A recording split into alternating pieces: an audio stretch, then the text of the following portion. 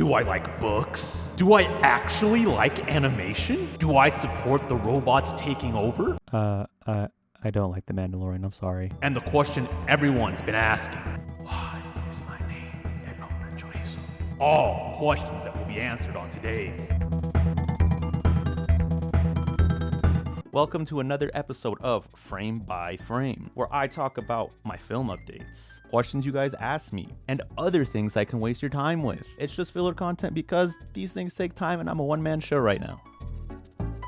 Hi, welcome back. I hope everyone is doing fantastic. I've been doing pretty good actually, I've been just focusing on my film. This is what I finished so far.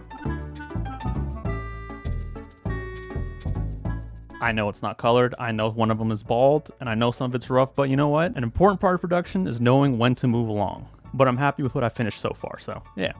Let's get into questions. What are some of my favorite books? One of my favorite all-time authors, Yoshihiro Tatsumi, A Drifting Life. This is a wonderful read. I read so much shonen in high school that I just kind of know the formula, so I can tell where a story's gonna go. So I got really into weird avant-garde manga, and Yoshihiro Tatsumi is one of the basically the grandfather of what's called Gekiga and seinen, essentially. These guys, they just made really weird stories. They really pushed advanced paneling. And A Drifting Life is his memoir starting from when he was a kid all the way to his, I think, early 20s. Tatsumi's just really good at capturing life in such a matter-of-fact way. It almost comes off as really cold and mean sometimes, but it's not. It's just, he just kind of sees life like that. And since A Drifting Life is a memoir, he captures moments so well in his life, describing what movies he was watching, the popular songs at that time, how he was feeling.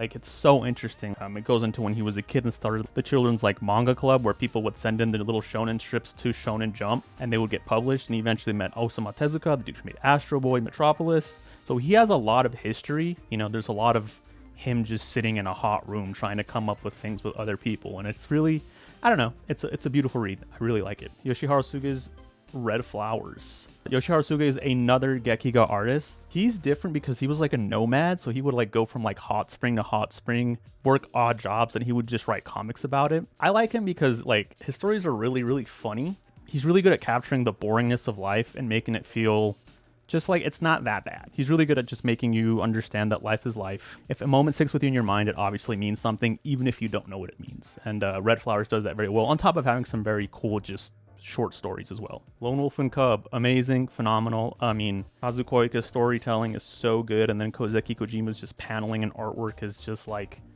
unbeatable. They really just captured such a good Shambara story in Lone Wolf and Cub. At the start, it's seems like a machismo kind of bullshit story, but eventually does become very philosophical and just impactful. There's a reason it's one of the most well-known and well-loved mangas, because it's just that fucking good. Check it out if you haven't. It's phenomenal. Berserk, obviously.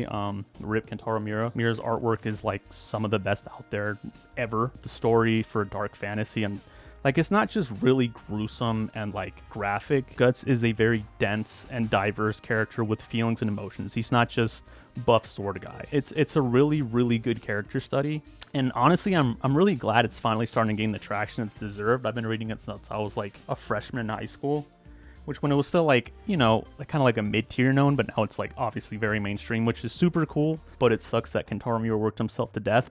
I can't wait to see what his best friend and the team finish with the story. So yeah, those are some of my favorite books. I do read literature. I just read comics and manga a lot more, unfortunately or fortunately, depending on who you are. Where do I learn to draw for animation? So, this is not a plug, but it is a plug. My latest video on how to actually animate. All those techniques to learn animation are just as relevant to learn for drawing, blind contour, using reference from life, just looking at things, tracing. All those will help you learn to draw better for animation. I mean, if you have the money or the time, a life drawing course will do wonders for you. I don't care if you draw cartoony, whatever. Knowing how to draw form from realism it'll just help you get better. Whether that's humans, still lives where you just draw objects like tissues, cabinets, whatever, anything like that will help you capture those textures better.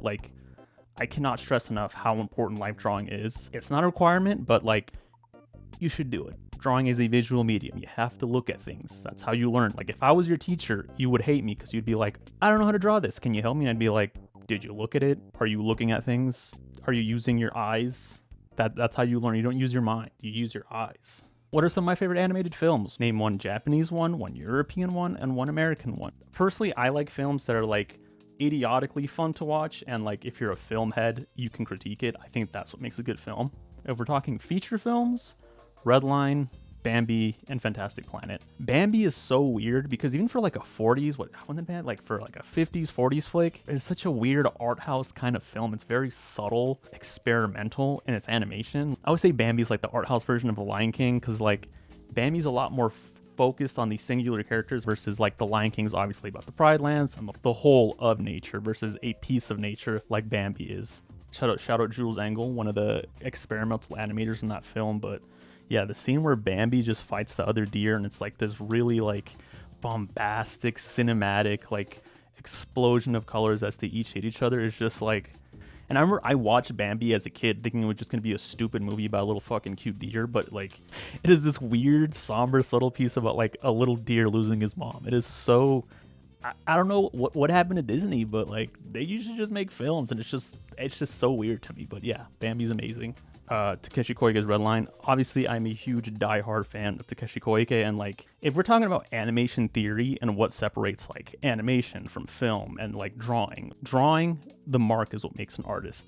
Film, it's editing, and animation to me is the movement. And like that movie is just, it is so visceral in how it portrays movement. The plot isn't the most dense thing, but the thing about Takeshi Koike's movies is they tell the story through the movement. Like you feel everything the characters are feeling just strictly through the animation, and that is a very hard thing to do. I think everyone should watch that movie. It's fucking cool to look at. First off, it's fun to watch, and it is an animation powerhouse in every regard of the manner. Fantastic Planet.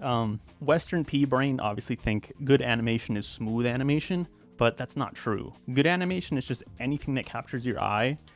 I guess it is a lower budget animated film compared to like fucking Redline or Disney flicks. It does use very cool experimental techniques for the animation, as well as have a very eye-catching art style, and the story is also very good. I also watched that in a whim, and I just really liked it. So yeah, everyone should check out Fantastic Planet. If we're talking like short films, Jack Stauber's a pop opera. Jack Stauber's is like a renaissance man, dude. Like it's funny. It uses like multimedia animation. The songs are great. It's low-key deep, which also makes the film even funnier. And it's just like fun to watch. Takeshi Koike's World Record. I didn't even know Takeshi Koike made that until I was like older. It has always been my favorite film in the animatrix since I was a kid. Another story that's told through the animation via the movement. Michael Dukak DeWitt's father and daughter. It's just, the art style's great. The story's very beautiful and sad. There's a reason he got the deal for all the AT&T commercials involving family back in the 90s. It's a very, very beautiful film. Just because we're on the topic, we're just going to talk about favorite films in general. Bambi and Redline would be in my top 5, but if we're just talking live action, it would probably be 2001: A Space Odyssey, Evil Dead, Whiplash, Alien, and Rashomon. 2001: A Space Odyssey, I never thought I would like that film. I thought it was going to be some like pretentious film head bullshit, but then I realized that I'm a pretentious film head idiot, so I watched it for the first time for a college class, and I've watched it like 7 times, and I just like it more each time I watch it. It is such a cool film. Like visually, the editing, like that is an editing powerhouse. I really like how the story is told like in an anthologic way. Like I could go on for hours. Everyone should watch that movie. It's just cool. It's just a cool movie to watch. Evil Dead. Evil Dead to me is like prime filmmaking because it is the best movie to suspend your disbelief, right? Because I remember I watched it with a bunch of friends one Halloween, and like everyone thought it was gonna be super bad. They weren't into it, and then eventually they just got sold by the film. Like you just suspend your disbelief for such a stupid movie, and I think that's a really hard thing to do. And Sam Raimi is like a master of that. The rules of Evil Dead are that there are no rules. The Deadites will just kill you however they want. They'll invade your body however you want. They're basically like Looney Tunes characters if they were real, and I really like that portrayal of demonic entities. The second one's technically the better film, but I like the first one because it just really goes for it. Whiplash, I mean, that's like P-brain. It's fun to watch. And then Filmhead, it is like such a dense, cool movie. Obviously, I like music, so the editing being very musical and like hefty and tense is awesome. J.K. Simmons and Miles Teller toxic relationship is so engrossing and good. The ending is like one of the most satisfying endings ever. It's so good. Everyone should watch Whiplash. Alien, the fucking director, man, I first forget, but that fucking bozo, I don't know why this motherfucker answers questions nobody asked. Why do I care about Michael Fassbender kissing Michael Fassbender? Like, it is so fucking dumb. The reason the first Alien works so well is because we don't know anything about the xenomorph, and you're not supposed to. You're finding out what this creature does with the crew, and that makes it even scarier and more interesting. The first Alien it's very, very silent, subtle, tense, matter of fact, and cold. Like, it's one of the best movies ever made, and it sucks that the director just like keeps ruining his franchise. Rashomon is cool because like I'm not a real film head in the sense because I don't like movies made before 1960. They're always shot like stage plays. They're very boring visually, and the writing's always kind of like dull. Rashomon did surprise me in how like you get in the sauce for the story. You want to know what the truth is. Every story has an angle, even if it is like a very dull, like uneventful story, and I really like how it captures that. It's kind of like a commentary on just storytelling in general. I like how Akira Kurosawa says the truth isn't the point. It's a cool movie. What do I think about current Disney?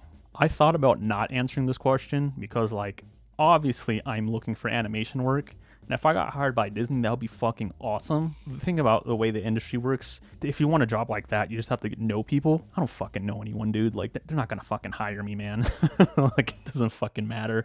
I think Disney, the corporation, is fucking demonic. They own way too much, have way too much power, control way too much of the market. And that's not only bad from like a lot of reasons, but mainly because since they own 30% of media, that means they also own 30% of media jobs. So that means they get to set their own standards for how jobs are and how they fuck you. And that is really, really bad and really, really scary. You can't compete against them if they own 30% of media. They set the bar, and they can set that bar as low as they want. You get fucked in compensation, benefits, all that stuff. It is frightening. I think Disney, the studio, I think their TV studios are really, really great right now. Like Owl House, Green Greens, Amphibia, and Gravity Falls. They've been making some really good shows and allowing people to make some pretty different things.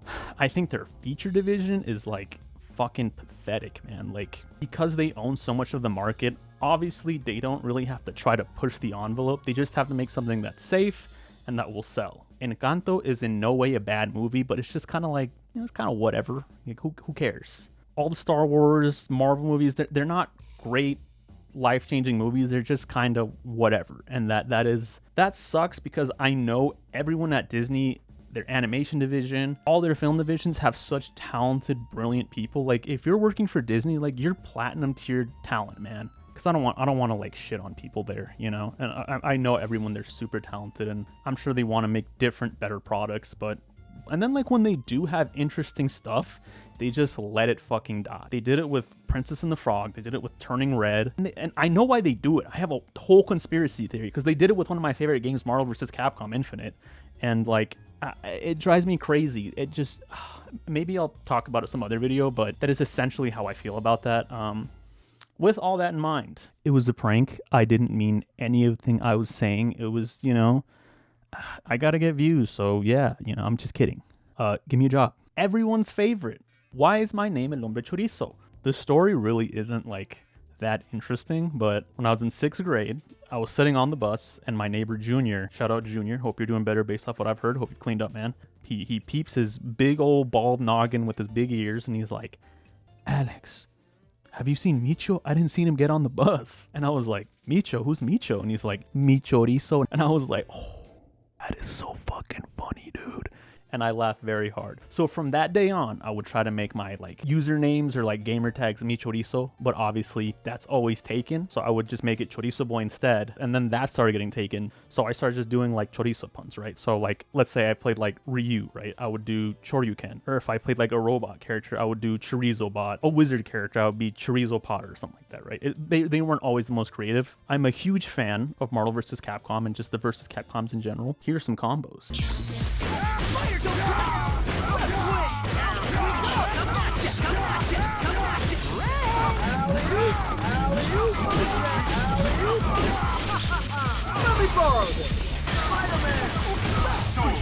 Great responsibility! Let's go to town! Yeah! And it's out of here! It's fight time! Here we go! this? Huh? Fire site's going off. Something's coming!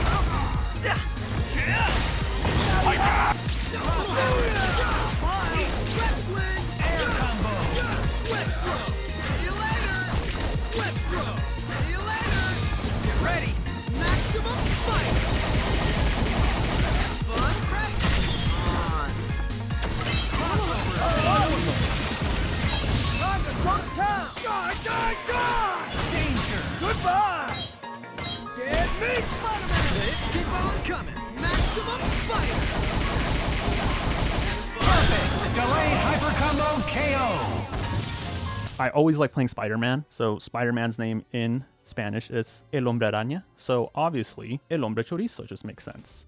And it kind of just stuck. Since my old tag was Chorizo Boy, it just felt the next step up was El Hombre Chorizo from like my professional, more serious stuff. Yeah, my username is just a stupid dick joke, but I do also really like chorizo. I make a lot of dishes with it. It's very good. What are my thoughts on using generative images by AI within the production process? I know I said the whole point of these videos is to be low effort, but there's no other way I could convey this. Imagine you're a chef and you're at a convention, a chef convention. You're at the vendor booth with your boys, Sopes, the best burrito maker, and Ravolini, the spaghetti man. You're the burger boy. You guys are just hanging out, chilling, and then all of a sudden, a tech bro with a weird box approaches you guys.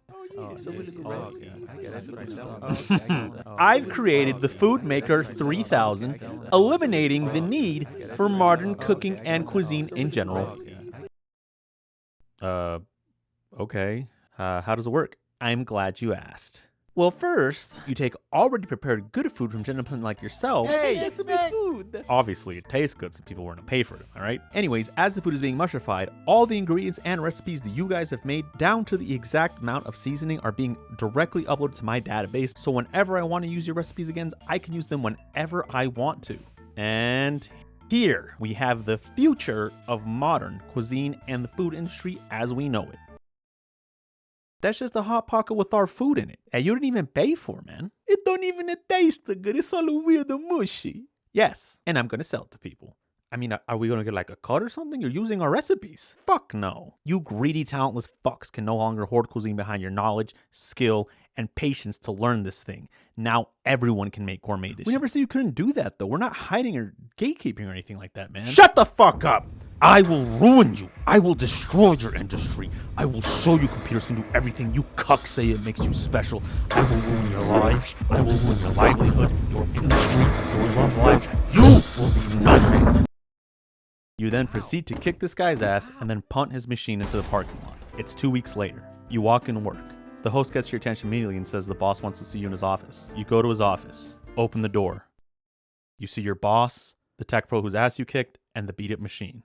Oh my god, not this again. I mean, have you seen this brilliant invention? Yeah, man, it makes Hot Pockets with everyone else's food and recipes. But have you tasted them? Yeah, they're not good, and they're weird and mushy.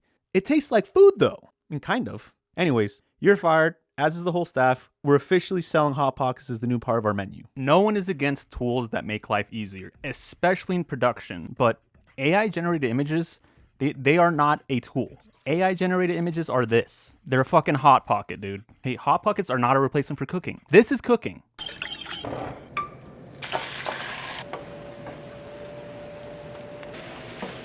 A Hot Pocket is not a tool to make cooking easier. This is a tool that makes cooking easier. A mini convection oven or an air fryer, that's a tool that makes cooking easier. This, though? This isn't a fucking tool, man. Are you a cook if you make a Hot Pocket?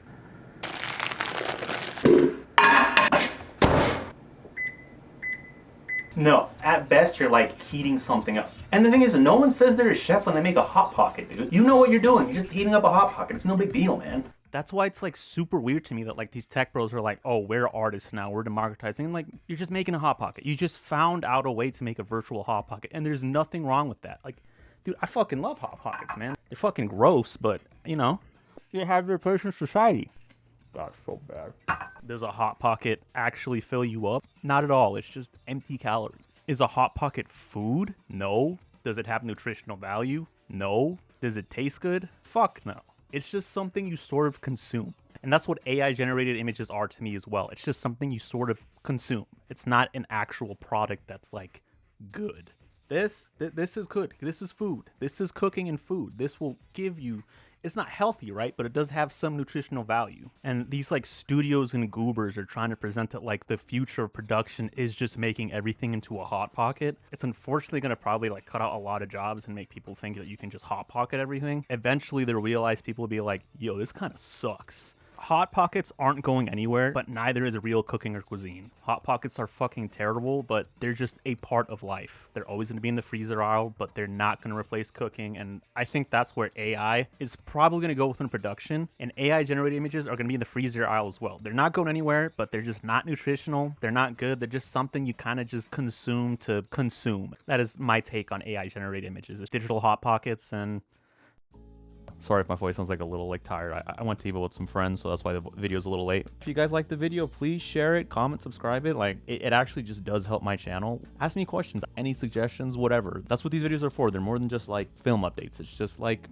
stuff to help me interact better with you guys, you know? Thank you so much for watching. It really does mean a lot, so thank you.